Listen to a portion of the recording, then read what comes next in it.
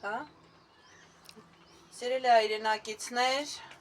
վերջերս հայտնի դարձավ, որ թուրքական իշխանություններից 265 ընտանիք դիմում են ներկայացրել Հայաստանում մշտական բնակության և Հայաստանի քաղաքացիություն ստանալու համար։ Դա այն ֆոնին, երբ գերագույն գլխավոր տականքը Հայաստանի, այսինքն Նիկոլ Փաշինյանը, Նիկոլ Փաշիևը, որոշել է, որ բռնաճնշումների միջոցով հնարավոր է կասեցնել իրեն հասնելիք վտանգը ճակետավոր, այսինքն վերահաստատվել իշխանության և շարունակելով տերորի ենթարկել բոլոր հայրենիք պաշտպանել փորձողներիս, փորձում է բոլորիս անխտիր փակելով, բերդերում և քրեական գործերի լծի տակ դնելով, կարելով մեր վրա քրեական գործեր, իր թուրքամետությունը, իր թուրքական ծրագիրը առաջ տանել։ Ցավոք սրտի այն աքլորությունը, որ ազգային ժողովում անում է այդ թուրք տականքը, միայն ազգային ժողովում և Հայաստանի մասշտաբում կարող է իրեն թույլ տալ, որովհետև 4-5 պատ ձեր նման հայ չկոչվելու իրավունքով, այսինքն դուք հայեր չեք, ենիչերիների, ես ոստիկաններին եմ դիմում, ձեր նման ենիչերիների միջոցով է իրագործում, որտեղ դուք հանուն ձեր պարգևավճարների, ձեր երեխաների, ձեր մայրերի, ոչ միայն ինքնասիրությունը, ձեր արդեն չասեմ դուք վաճառվել եք Նիկոլին, դուք ոչ միայն ձեր մայրերի ու երեխաների ինքնասիրությունն եք վաճառել Նիկոլին, այլև վաճառել եք նրանց կյանքը, որովհետև այսօրվա ձեր պարգևավճարների դիմաց Նիկոլը վաճառել է նրանց թուրքին, ու եթե ձեզ թվում է, որ հիմա Զանգեզուրը վաճառելով, վաճառված Արցախից հետո, նա կանգ կառնի, և հիմա արդեն Երևանը չի վաճառի, սխալվում եք, շուտով արդեն Երևանն է թուրքերին հանձնելու, դրա բառապացույցն է Երևանում բնակվել փորձող 300,000 ադրբեջանցիների իբր թե փախստականների վերադարձի դիմումները։ Հիմա, ինչ տղերք, հանդուրժելու ենք ես ամենը, մեր բոլոր լեգենդար հրամանատարները, ովքեր ողջ են մնացել, մազապուրծ են մնացել պատերազմներից, ովքեր չեն համաձայնվել Նիկոլի վաճառողական քաղաքականությանը, կեղծորակարգին, խաղաղության, Նիկոլի թուրքամետ իշխանության հետ չեն համագործակցել, բերդերում են։ Մեր են տղաները, ովքեր որ այս կամ այն ձևերով զերծ են մնացել այդ ամենից, քրեական հետապնդումների տակ են, քրեական կարած գործեր են նրանց վրա, ու այդ ամենը կատարվում է ձեր ոստիկան կոչվածների տաճքի առաջ, չասեք օրենք ենք պահում, սկսած դեռևս Սերժիկ Սարգսյանից,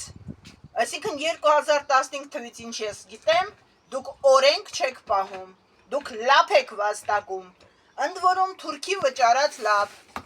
Հիմա մենք չունենք ոչ միայն գերագույն գլխավոր հրամանակազմ, մենք չունենք փաստացի բանակ, որովհետև քանի 600,000 զոհ տված Հայաստանը հայրենական մեծ պատերազմում այսօր չկարողացավ բացի մի հատ անհայրենիք վիզծուր եթիմից, որ Կրեմլում նման էր իսկականից բոմժի, ազգային ժողով մաքլորացող, Կրեմլում բոմժի կարգավիճակ թուրքի փափախով մի հատ եթիմից բացի, մենք ոչինչ չկարողացանք աշխարհին հավաքված հզորներին ներկայացնել, ոչ հայկական բանակ, ոչ հաղթարշավ, ոչինչ, որովհետև ոչ միայն չունենք արդեն, այլև մեզ ուղղակի համարում են ոչ մի բան, մեզ նկատի ունեմ Հայաստանը որպես պետություն։ Փաստացի, ինչպես սիրում է ասել գերագույն գլխավոր տականքը, Թուրք Փաշիևը, մենք չունենք պետություն դե ֆակտո, ունենք երևի ինչ որտեղ դե յուրե, բայց դա էլ հələ հարց է, եթե Նիկոլստանում ենք ապրում։ Տղերք ոնց է մեզ բոլոր ժամանակների կռվածներիս նամուսը թույլ տալիս։ Մի մասս փախած ենք, մի մասս քրեական գործերի տակ ենք, մի մասս բռնաճնշումների մեջ ենք, ու դա բոլորը անվում է իբր թե օրենք պահող, լապ վաստակող ենիչերիների թուրք հայ իրենց անվանած թուրքագեն ոստիկանների թողտվությամբ։ Ես ոստիկաններին ուզում եմ հարց տալ, եթե դուք ձեզ համարում եք հայ տղամարդիկ, ոնց եք կարում այդ հացը ուտել,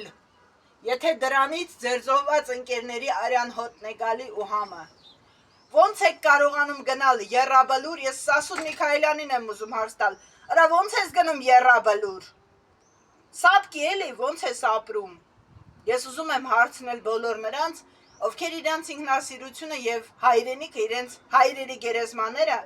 պատրաստ են ցանկացած գումարով ծախել ու ծախում են։ Ոնց եք ապրում, ինչ եք տանելու։ Եթե պատմության մեջ այլևս բան չեք թողել, եթե ձեր անցած փայլուն ճանապարհը տղերք, ձեր ներկա վաճառվածությունը, ձեր ներկա լափակերությունը արդեն վաղուց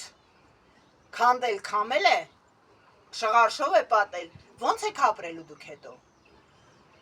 Հիմա ուզում եմ ասել հետևյալը.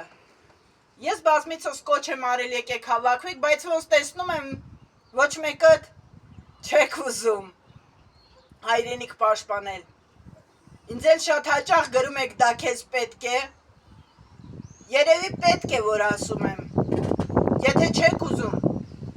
որ վաղը ձեր երեխաները թքեն ձեր երեսին, կանգ առեք, հերիք է մենակ մի օրով ապրեք, վաղը Հայաստան չենք ունենալու, եթե արդեն համարում եք, որ ունենք։ Ժամանակն է Նիկոլստանից Հայաստան դառնալու, որովհետև Նիկոլստանը դա գերագույն գլխավոր տականքն է Էրդողանի նկարը գրկած,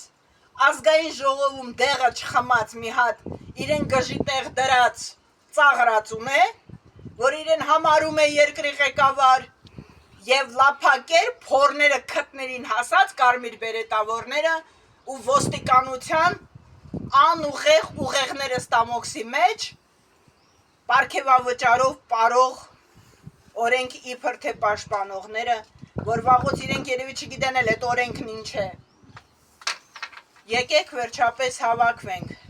Նորից եմ ասում, եթե այգիտան ասուն է մտնում, նրան պլակատ չես գրում կպցնում անասուն դուրս արի եւ նա այգուցը դուրս է գալիս։ Փայտը վերցնում ես եւ լարում ես այգուցդ։ Բոլոր պատերազմներին մասնակից բոլոր տղաներին եմ ասում, եկեք հավաքվենք։ Մեզ իսկականից այո թող դաժան, այո թող կոպիտ, ինչ որ միտեղ էլ թող լինի ինքնասածի, բայց կամք ունեցող գերագույն գլխավոր հրամանատար է պետք, մեզ պետություն է պետք, մենք մեր համար զուգընկեր չենք ընտրում, որ համարենք, որ պետք է փափուկ լինի, պետք է լավը լինի, պետք է սիրուն լինի կամ գեշ լինի, մեզ պետք է ուժեղ բռունցք ունեցող աշխարհին ստիպող, որ իր այդ հաշվի նստի, այսինքն մեր պետության հետ հաշվի նստի, տղամարդ, այս երկրին որցեր պետք չեն, որցեր բնության մեջ են լինում, այս երկրին տղամարդիկ են պետք,